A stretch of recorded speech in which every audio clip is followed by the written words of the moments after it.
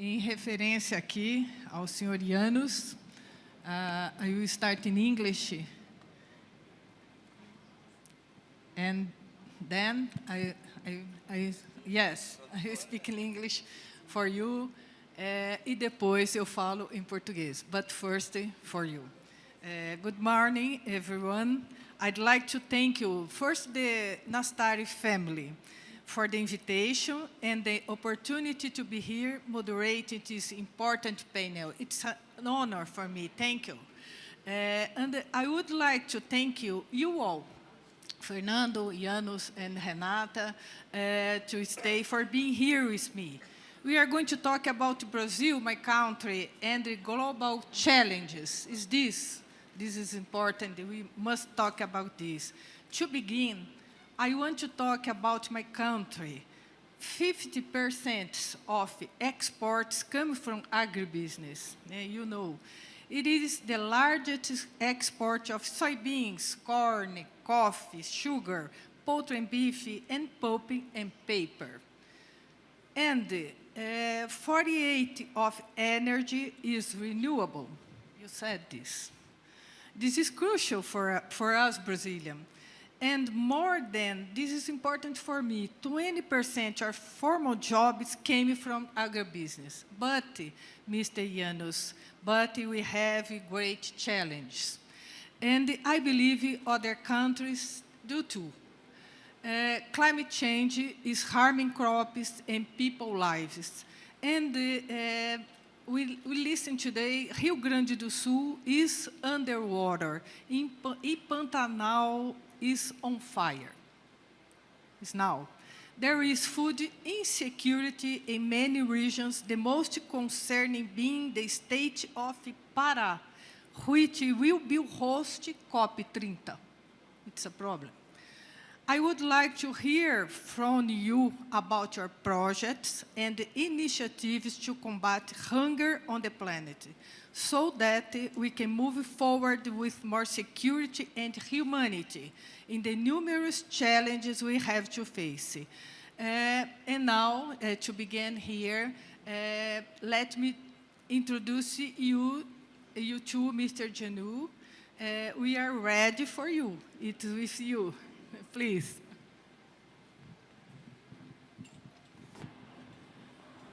Thank you very much for invitation to this forum and for opportunity to participate in this very important panel. Thank you for warm words in the introduction. And as I said in the opening ceremony, that this is my first visit in Brazil, but very important, very inspiring, especially after 2 days visit in farms. Paraná State and Sao Paulo also, and it was opportunity to see, short time of course, but to see Brazilian agriculture, and it is impossible to understand the global challenges without a direct contact with Brazilian agriculture. And thank you for this opportunity. And once again, thank you for Brazilian farmers for your contribution to ensure food security. These products you listed, which Brazil is the biggest or one of the biggest producers, cereals, the soybean, we import a lot of soybean, which is very important for European farmers, animal producers. The cooperation is absolutely crucial between us, between Brazil, other South American countries and European Union. I'd like to return to this 4S challenges, which I mentioned in my speech during opening ceremony. Security, stability, sustainability, and solidarity. Food security, food security should return to the first place in our hierarchy of the priorities. That's creating the policies, proposing the new programs, new legislation. We should always consider what is the impact for the food production and food security. especially after the experience COVID pandemic, having the huge negative impact everywhere in the world for our agriculture, and after enduring this very destructive situation after the Russian aggression against Ukraine with destabilization of the market. Stability. We have, discussing with the Brazilian farmers, I see that we have very similar problems. For example, generational renewal, how to encourage young people to be a farmer, to continue the generational tradition to the farmers. There is a problem in Europe, in Brazil, and we should to exchange our experience, what to do, how to better support young people who want to be farmers, to encourage them. This is the very important challenge. Sustainability, this is the area in which we need to dialogue. And thank you, Madam Minister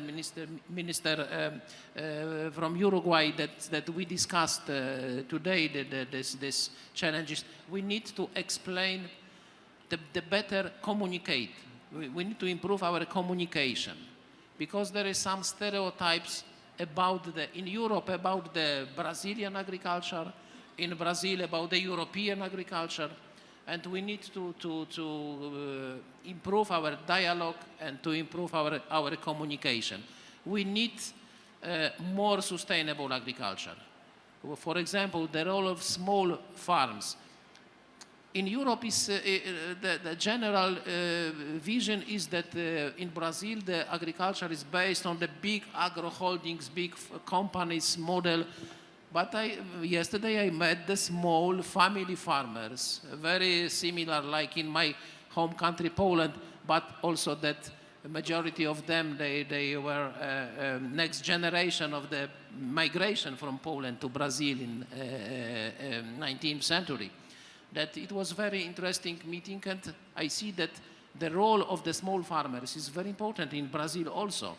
But we need different types of farms for the sustainability. And solidarity, this is the last but very important value. We should to solve our problems in this spirit of solidarity. We are especially responsible for the food security. Brazil, South America, Mercosur countries, and European Union as a big food producers, as a big food exporters. This is our interest and our responsibility at the global level for the food security. And we need to absolutely improve our cooperation in the spirit of solidarity. Thank you very much. Thank you, Mr. Llanos. It's a pleasure. Renata, agora nós vamos falar em português. Está com você. Eu queria que você contasse um pouco aí de tudo que vocês estão trabalhando, o ministro Fávora e o nosso Ministério da Agricultura. Por favor. Não pode falar tudo também, não, né? Senão não tem os próximos capítulos, né? Antes de mais nada, um orgulho, um prazer imenso estar nessa mesa sendo liderada por você, Teca. Em seu nome, eu quero cumprimentar todas as mulheres e eu quero pedir uma salva de palmas para a Teca e para todas as mulheres aqui presentes, que somos a minoria, mas eu não tenho dúvida que só tem mulheres brilhantes aqui, representando muito bem o agro. Beijo, maravilhosa essa mulher ali também. Eu quero agradecer a presença, meu amigo maravilhoso, Fernando, sempre tão bom te encontrar. Llanos, um grande privilégio poder conversar com você hoje. Eu tenho certeza que, alinhando os discursos, eu tenho certeza que superaremos os desafios conjuntamente. Bom, eu acho que muito aqui já foi dito e concordo plenamente com o que o Llanos colocou. Temos um cenário de grandes desafios. Em geral, a gente vem falando do aumento do crescimento demográfico, ou seja, do aumento da demanda de alimentos. A gente fala das novas economias que surgem. Quando fala de novas economias, a gente está falando de uma população acessando alimentos que antes não acessavam. Para a questão da proteína animal, a gente sabe que tem uma perspectiva de crescente de demanda. A gente fala de novas dietas, ou seja, novas oportunidades de negócio. Mas, ao mesmo tempo, a gente está falando que a gente está tendo uma crise na questão de recursos naturais, ou seja, a gente tem que observar o limite do uso dos recursos naturais, a gente tem que valorizar o ecossistema que temos. Mas eu sempre me pergunto, na semana passada eu estive numa palestra também que falávamos disso, será que isso é um cenário de crise ou de oportunidade quando falamos de Brasil? Atribuem a Churchill uma frase que eu adoro, que dizem que os pessimistas veem crises nas oportunidades e que os otimistas veem oportunidades nas crises. Eu tenho muita confiança de que os produtores brasileiros podem ver oportunidades, sejam nas crises ou nas oportunidades. E eu vejo um país com extensas terras férteis, altíssima abundância em biodiversidade, em recursos naturais, e a gente tem que se apropriar, embaixador André Corrêa do Lago, que é meu líder, meu chefe, a gente tem que se apropriar de algo que o nosso querido ministro Roberto Rodrigues, quando fala que o alimento é paz, a gente tem que lembrar que alimento é poder, e a gente tem que se apropriar do poder geopolítico do alimento. Então, nós temos em mãos o Brasil com tantas áreas ainda a produzir, com tanta oportunidade de aumentar a eficiência produtiva, a gente tem em mãos um grande poder geopolítico, que é o poder do alimento. E, para isso, a gente tem que ter estratégia. Então, tentando aqui falar bem sucintamente da visão, a gente tem 3 enfoques principais, e aqui bem, vamos dizer assim, bem estruturado, orientado pelo ministro Carlos Favaro, e trago as saudações dele aqui. Mas, em primeiríssimo lugar, Ianos, é importante que você conheça a estratégia da intensificação produtiva sustentável. Quando nós falamos de intensificação produtiva sustentável, a gente está falando de produzir mais com menos recursos, reduzir custo, a gente coloca menos recursos naturais, a gente inclui bioinsumos, bioprodutos nessa produção, a gente diminui a pressão sobre novas áreas. Então, intensificação produtiva sustentável é falar de impacto positivo social, ambiental e econômico, é falar de segurança alimentar, é falar de sustentabilidade, e aí eu vou cumprindo os S's, tá? Eu vou cumprindo a ordem dos 4 S's. O segundo ponto que é essencial de ser dito, e aqui eu acho que é fundamental chamar todo esse ecossistema para refletir sobre isso, porque quando a gente fala de intensificação produtiva sustentável e tecnologia, a gente já está um pouco do ambiente conhecido, Teca. Mas nós temos que falar de um novo ativo, que é a parte de gestão e inteligência de dados e informação. Lucila, que bom que você está aqui para testemunhar.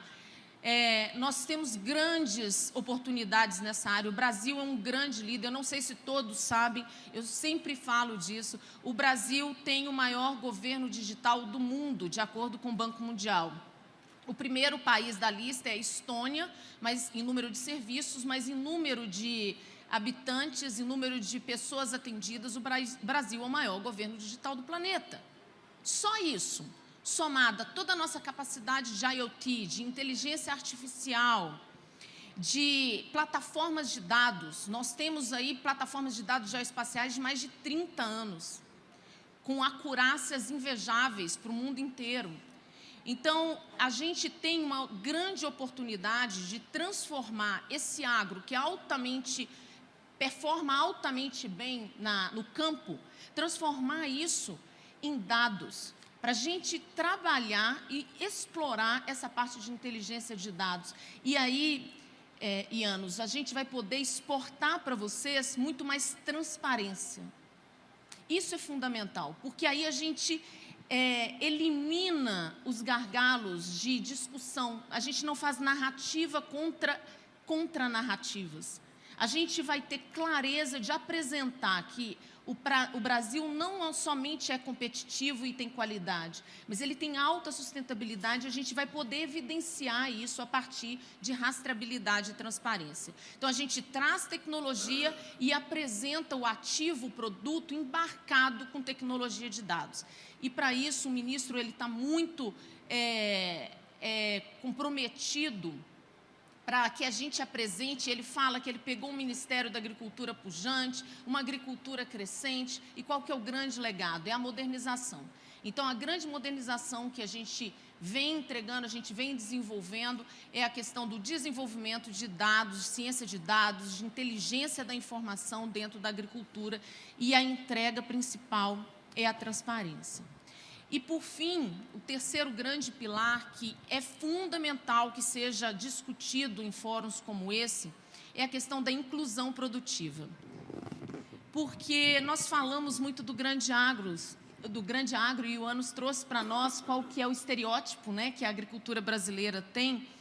E eu falei semana passada num evento sobre esse grande paradoxo que a gente precisa superar, porque se de fato nós somos o país que tem melhor índice de produtividade agrícola do mundo nos últimos anos, de acordo com o USDA, por outro lado, nós sabemos que nós temos inúmeros produtores, grande parte do produtor da agricultura familiar, com baixa tecnologia, com baixo acesso à tecnologia.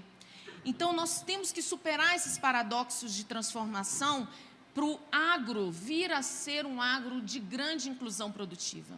Porque quando a gente faz isso, aumentando a renda do produtor, incluindo os jovens, incluindo as mulheres, a gente diminui a desigualdade. E aí, embaixador, eu te pergunto, existe a possibilidade de discutirmos sustentabilidade se a gente estiver num ambiente de desigualdade?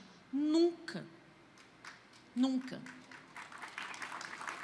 A desigualdade é um obstáculo para uma discussão séria de sustentabilidade. Então, esse é o terceiro pilar, no qual trabalhamos muito fortemente, integrados, numa ação interministerial, para que a gente possa trazer todo o agro para um ambiente de alta tecnologia, alta performance, para que a gente possa, aí sim, superar os desafios de segurança alimentar, segurança climática, segurança energética e tantos outros. Mas eu não tenho dúvida nenhuma que o caminho para o mundo inteiro vai passar pelo Brasil. Porque, além de sermos um celeiro de produção, a gente é um celeiro tecnológico. E a gente está aqui pronto para compartilhar, para termos diálogos, para que isso seja feito multilateralmente, porque eu não tenho dúvida de que a solução para os desafios globais, eles terão que ser dialogados em fóruns multilaterais. Muito obrigada. Obrigada, Renata. Renata, você trouxe um tema que eu falo que eu pareço um disco riscado, que em qualquer lugar que eu vou, eu falo, eu sou produtora rural, e no Brasil nós somos 5.100.000, né, unidades aí, e 4.680.000 são pequenos produtores rurais. Isso para o Mr. Janos, né? É muito importante essa colocação que você fez, e é uma coisa que eu coloco em todos os lugares, gosto de falar. Meu amigo Fernando, o Fernando, acho que é amigo de todos aqui, super festejado, que bom que você está aqui em São Paulo com a gente mais uma vez, e está com você. Nós queremos te ouvir agora, por favor. Tereza, muito obrigado pelo convite, um prazer compartilhar esse painel com o comissário Janos, com a Renata, tantas instâncias temos nos encontrado para debater e defender a agropecuária da região, e a Tereza, que também, como líder de classe, também em várias instâncias estivemos compartilhando a defesa da agropecuária. Eu vou pegar um pouco do argumento da Renata na questão da desigualdade e estabelecer que todo o compromisso da produção e que deverá atender à questão da sustentabilidade, deverá obedecer o equilíbrio dos três pilares: sustentabilidade ambiental, sustentabilidade econômica e sustentabilidade social. Se algum desses três pilares tiver uma maior incidência do que o outro, a mesa fica desequilibrada e não vai funcionar adequadamente. E essa questão da sustentabilidade social é justamente atender às necessidades diferenciais dos pequenos produtores. Tem que haver uma política agropecuária única, mas diferenciada com algumas políticas específicas para os pequenos produtores. No meu critério, eu não sou de ter duas políticas agropecuárias, não. É uma política agropecuária só, com algumas políticas diferenciais que atendam às necessidades das pequenas unidades produtivas, normalmente familiares. Por quê? Porque a grande empresa tem, além da vantagem da escala, que é inegável em qualquer processo econômico, tem o círculo virtuoso da rentabilidade, da aplicação tecnológica, do reinvestimento e da sustentabilidade do ponto de vista de todos os aspectos. Na questão familiar, o círculo normalmente é vicioso. Baixa aplicação tecnológica, baixa produtividade, baixa rentabilidade, baixo reinvestimento e termina, muitas vezes, com o encerramento dessa família produtora, que além da unidade econômica que se perde, é um trauma do ponto de vista social, porque faz parte do entramado social que é tão importante para manter a ocupação do território, para manter usos e costumes, para manter sistemas de produção. Receitas familiares são tão importantes na geração dessa identidade regional ou local, porque, na realidade, quando esse produtor está nesse processo, essa família de produtores está nesse processo, logicamente que já, provavelmente, os filhos já migraram para a cidade, já eles estão fora do esquema de produção, porque a unidade produtiva não sustenta a família integralmente e, na realidade, termina muitas vezes com a venda da terra e um processo concentrador que não é desejável. Então, eu acho que essa questão da desigualdade das políticas diferenciais é muito importante. Agora, olhando um pouco mais para a questão do futuro, quais são nossos desafios? Nós temos um desafio enorme do ponto de vista na minha abertura, no ato de abertura, já abordei o assunto, que é a crescente vulnerabilidade dos processos de produção. É um desafio enorme, porque essa alternância de fenômenos climáticos extremos e muito mais frequentes, que é o que realmente está ocorrendo hoje, quer dizer, sempre houve inundação, sempre houve seca, mas nunca houve a profundidade dos fenômenos, como ocorreu no Rio Grande do Sul, e a frequência dos fenômenos. O Rio Grande do Sul teve, em algumas áreas, afetação no mês de setembro e depois no mês de março. Então, 6 meses de diferença é absolutamente impossível uma recuperação. E aí nós temos, inclusive, eu falei hoje com o governador Eduardo Leite, que nós temos que aprender muito da experiência do Rio Grande. Por quê?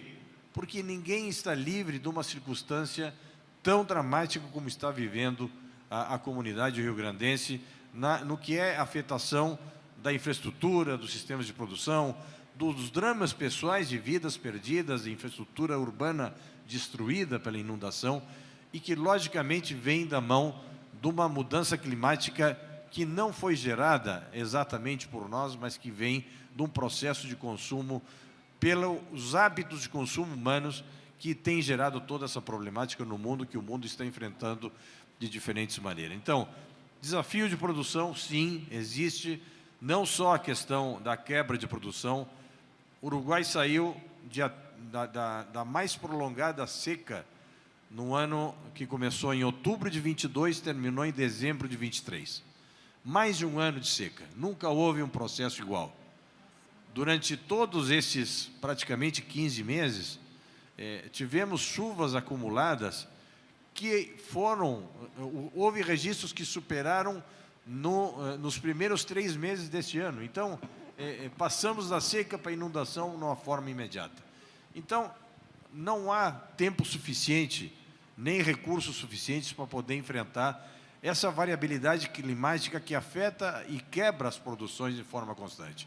E é um problema econômico para os produtores, e é um problema orçamentário para os países. Então, eu acho que nós temos que ter aqui um recurso que deverá ir por várias políticas. Uma política de irrigação, que deverá ser aumentada, estimulada e incentivada do ponto de vista de política pública, certamente deverá ser subsidiada para que justamente o ritmo de adoção dessa tecnologia seja maior para poder enfrentar as questões de seca.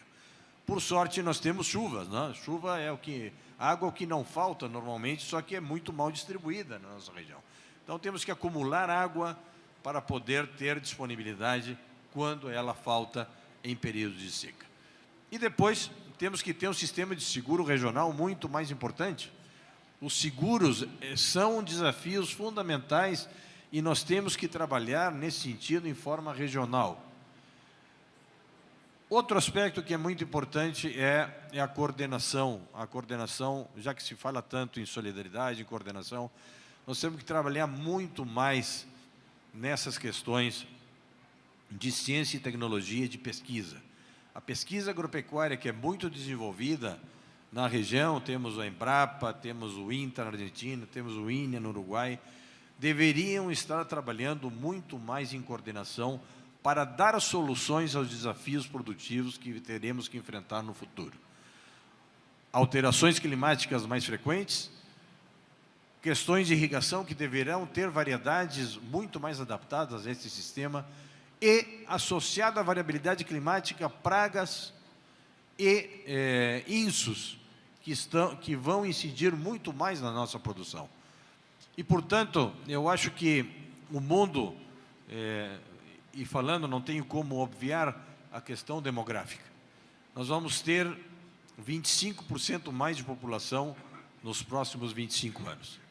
Seremos 10 bilhões de habitantes, até chegarmos em 2080 ao pico de 10 bilhões e 700 milhões de habitantes, e aí recém começa a declinar a população no mundo, segundo as perspectivas que temos de futuro. Agora, esse 25% de população vai implicar que a necessidade de proteínas e de alimentos deverá aumentar entre 50% e 60%, em função da maior receita e a dieta mais universalizada que muitos países que hoje consomem muito pouca proteína vão tender a consumir no futuro. E isso realmente é um enorme desafio de produção. Não temos, nas condições atuais de produção, apesar da tecnologia, apesar da digitalização, apesar da agricultura de precisão, com os atuais sistemas nós não temos como dar resposta às necessidades futuras dos próximos 25, 30 anos. E está na volta da esquina, não é muito tempo na humanidade, 25, 30 anos. Nós não temos como dar resposta se nós não elevamos os níveis de produtividade sem, ao mesmo tempo, afetar o recurso natural. Então, nós temos que dar um salto tecnológico de produção. E é por isso que eu acho que as novas tecnologias, as novas biotecnologias são fundamentais para que nós tenhamos o desenvolvimento para que uma soja, em vez de produzir 3 ou 4 mil quilos, tenha que produzir 5 mil. Em vez de produzir 150, 200 quilos de carne, possamos produzir 300 quilos de carne por hectare, no mesmo solo produzir muito mais. E não só a biotecnologia proporcionará rendimentos, mas também padrões de qualidade superiores que nos permitam utilizar também muito menos agroquímicos, digamos, insumos agropecuários de síntese, da forma que também possamos introduzir através do melhoramento genético. A adição gênica é uma grande esperança para o salto produtivo. Eu sei que a Europa vem discutindo esse aspecto e eu estimulo que a Europa dê o passo definitivamente para aprovar, porque a ciência deverá demonstrar que não é um dano e não tem a discussão ética como foi gerado no seu devido momento com os órgãos geneticamente modificados. Há um século atrás, um pouco mais de um século atrás, o grande salto de produtividade dos grãos veio da mão dos fitogenetistas. O melhoramento fitogenético através da seleção foi o grande salto. Depois veio a seleção através da hibridação. Depois vieram os órgãos geneticamente modificados. Eu acho que hoje a edição gênica é a grande ferramenta que nós temos para dar o salto de produção, não só em volume, mas em qualidade, que nos permita dar a resposta produtiva para que a segurança alimentar, fundamental para a paz, para o equilíbrio, para a estabilidade social e econômica e política dos países, possa ser atendido. E depois temos outros enormes desafios. O protecionismo no comércio cresce. E isso é uma tendência que, inevitavelmente, todos deveríamos estar comprometidos a tentar combater. Comprovado isso pela questão do Covid, comprovado isso pela questão da guerra na Ucrânia, as decisões unilaterais dos países de restringir as exportações, alterando o funcionamento do mercado, o problema logístico mundial, nós, como países produtores de alimentos, a América hoje produz 1/3 dos alimentos que o mundo consome. E certamente será responsável por quase 50% com esse crescimento produtivo potencial que teremos no futuro. Agora, os mercados hoje estão a 30 dias adicionais de navegação, porque estamos vendendo muito mais para a Ásia, que é onde será a tendência de consumo no futuro. Ásia e África serão os grandes pontos de demanda dos nossos produções. E, para isso, nós temos um desafio logístico enorme.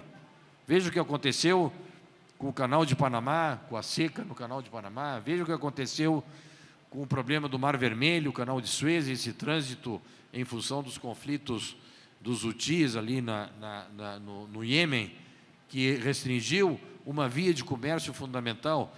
Então, nós temos uma questão, uma situação geopolítica mundial complexa, né, que desafia também os fluxos dos alimentos, além dos problemas sociais que todos esses conflitos geram para o grande desafio futuro, que são as enormes migrações que temos, que muitas delas e algumas delas também são provocadas pela mudança climática.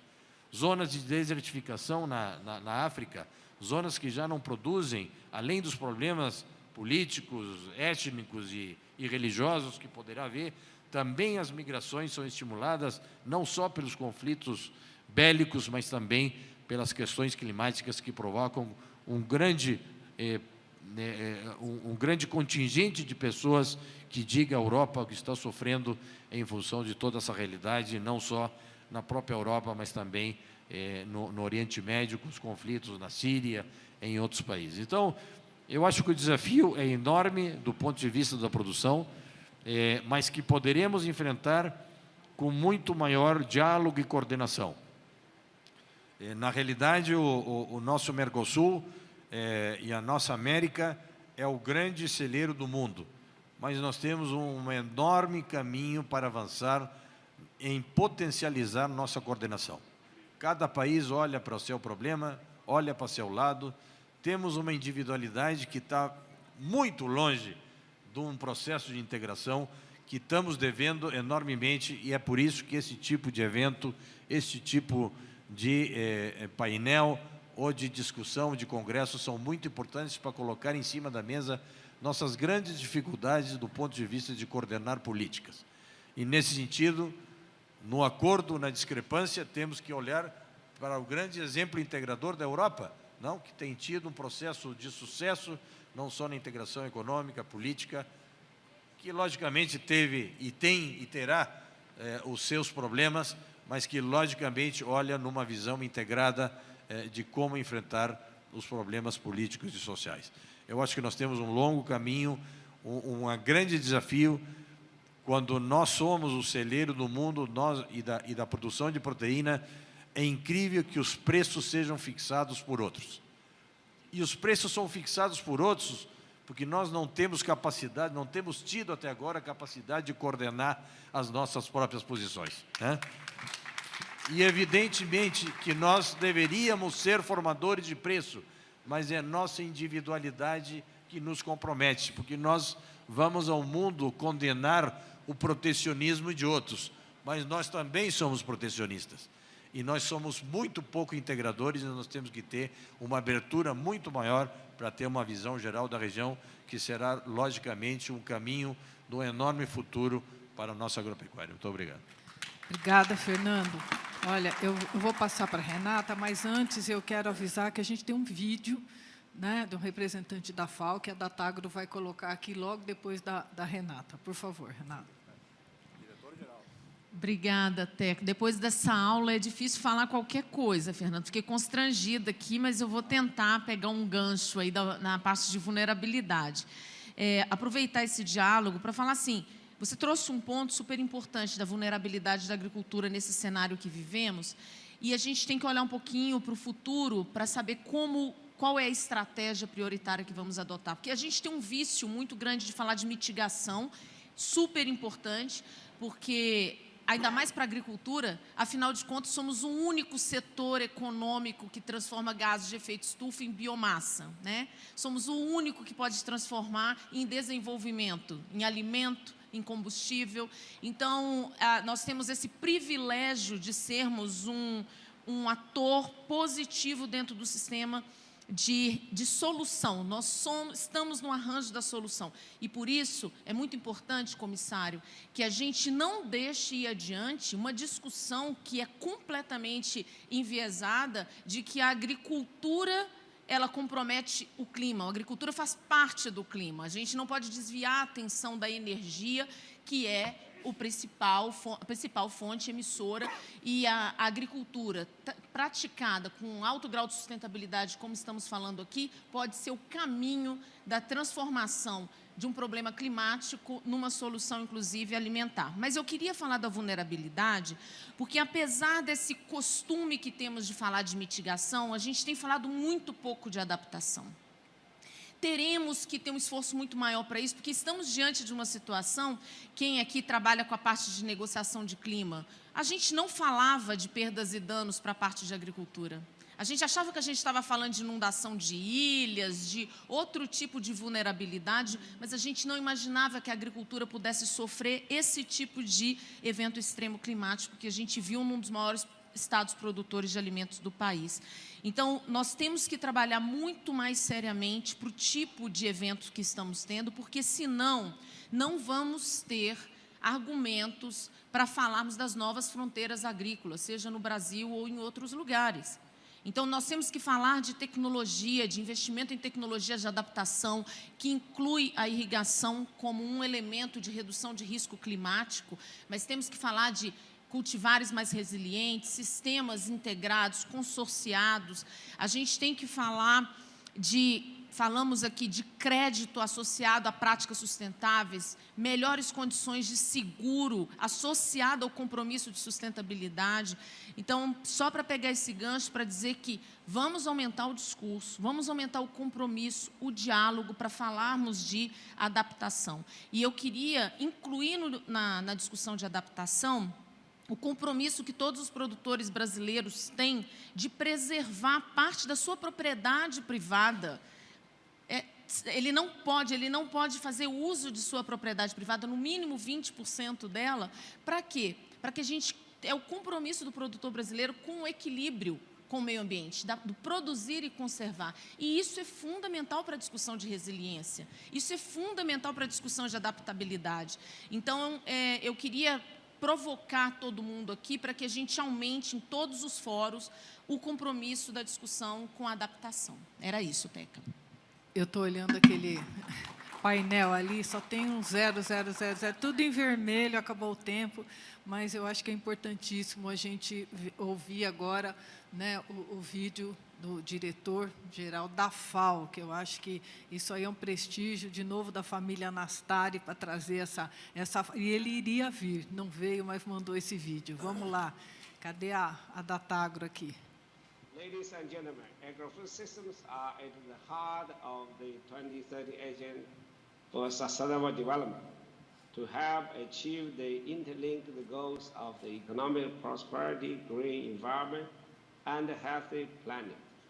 Yet, agrofood systems around the world have been facing complex challenges affecting food availability, food accessibility, and food affordability. The frequency and the severity of the shocks like the COVID-19 pandemic, climate extremes, and conflicts are on the rise. To address these multiple crises and meet the new demand, we must transform our agrofood system to be more efficient, more inclusive, more resilient, and more sustainable.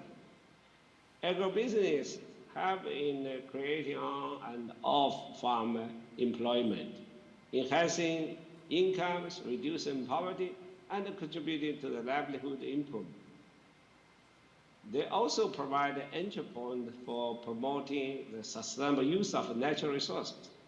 By 2050, the world population will reach 9.8 billion, with about 70% of the population residing in urban areas.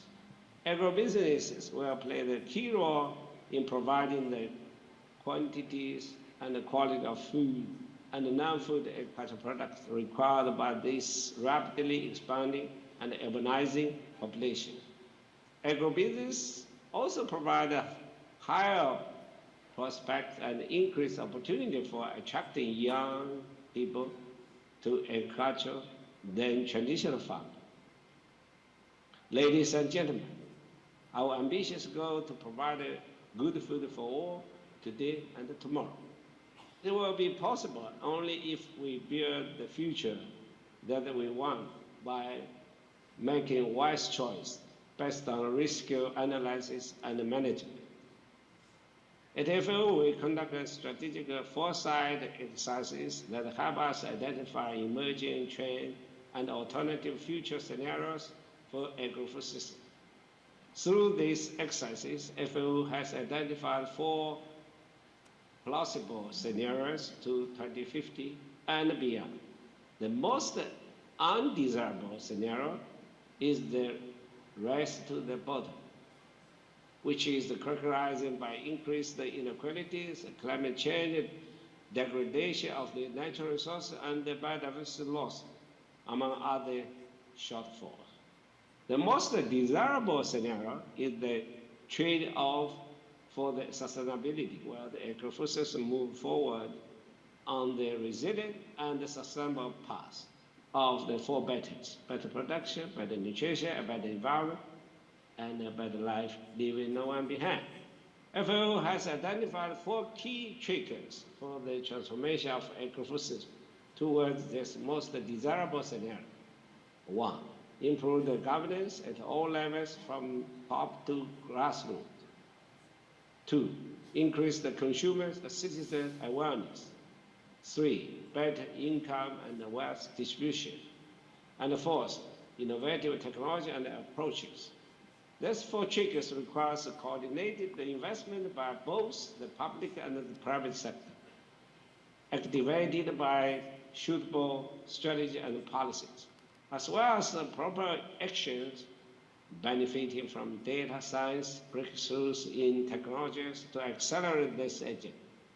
We need to invest in infrastructure, R&D facilities, and in educational programs to give the young people the skills they need to start new agribusinesses. FAO has a long and rich history of supporting agribusiness development in developing countries, such as through FAO the Hand-in-Hand Initiative, which is country-led and country-owned, and aims to attract the finances and mobilize the partnerships to support the rural development and the agri-food system transformation.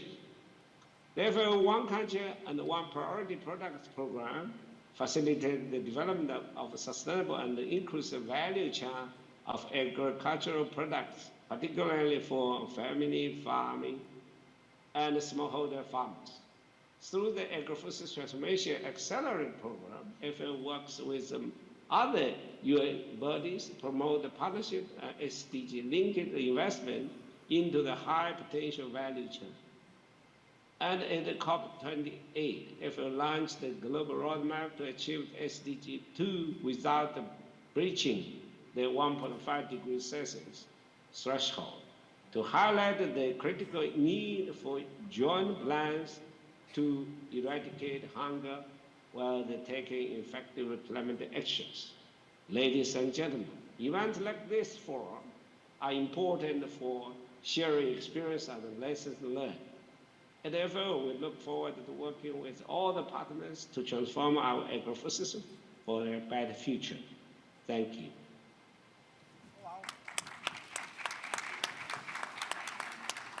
Olha, eu não vou ter tempo de passar para vocês. Eu acho que a palavra, né, acho que única aqui, não só do nosso painel de todos, é mudança climática.